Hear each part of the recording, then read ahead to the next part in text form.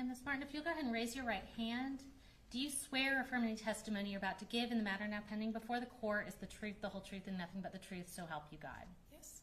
All right. If you can start just by introducing yourself, tell us your name and where you're employed. My name is Mary Grace Talby, and I'm employed at Children's Healthcare of Atlanta at Arthur Blank Hospital. Okay.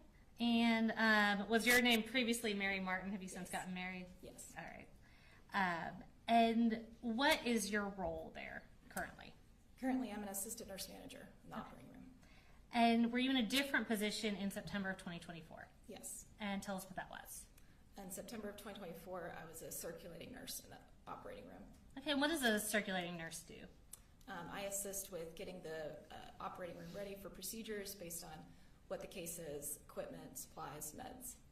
Gotcha. And can you tell us just very briefly your professional and educational background that led you to these positions? Yes. I started with a Bachelor's of Science in Nursing, and then I passed the National Licensing Exam for Registered Nurses, the NCLEX, and then I completed a perioperative program that prepares nurses to work in the operating room.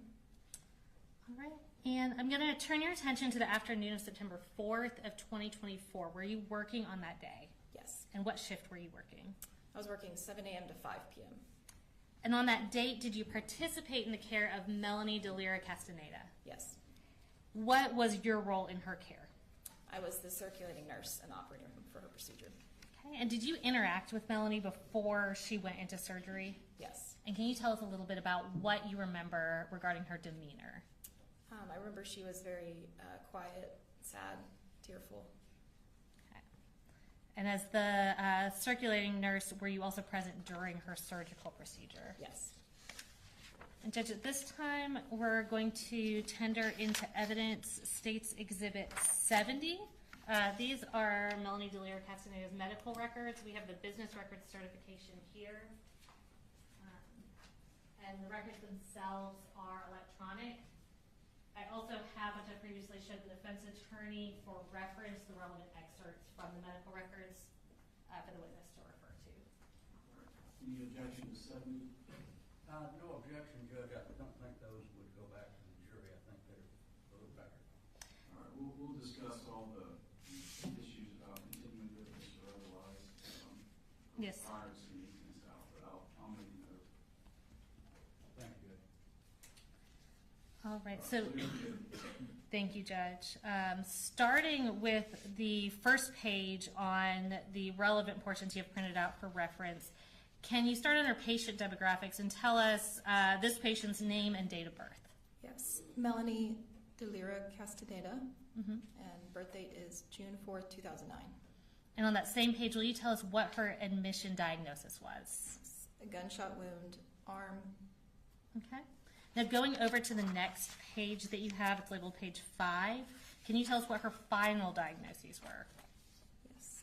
Other displaced fracture of upper end of left humerus, initial encounter for open fracture, puncture wound without foreign body of left shoulder, initial encounter, anxiety disorder, unspecified. All right, next I'm going to refer you to the next page, which is page 19.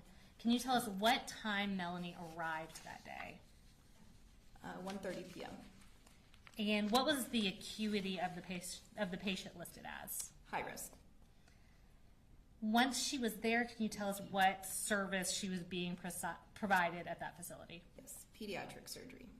Okay. And on the same page under procedure, can you tell me what's described? Yes. Irrigation and debridement extremity with splint placement and wound vac placement. And I'm going to take you to the next page, which is labeled as page 285. And can you tell us what the surgeon's findings were that were documented there? Yes. Posterior entrance, anterior exit wound of left shoulder with significant damage to anterior deltoid musculature, fragmentation of the bone with significant peristeel stripping. All right, and I know you're not the surgeon yourself, but can you give us kind of just a basic concept of what this procedure was? Basic concept would be patient came in with a gunshot wound that came in through the back shoulder and exited through the front without any bullet fragments remaining. Okay. I'm next going to take you to the next page. It's labeled page 23. And did Melanie then have a subsequent surgical procedure 2 days later on September 6th? Yes. And was she still inpatient at that time? Yes.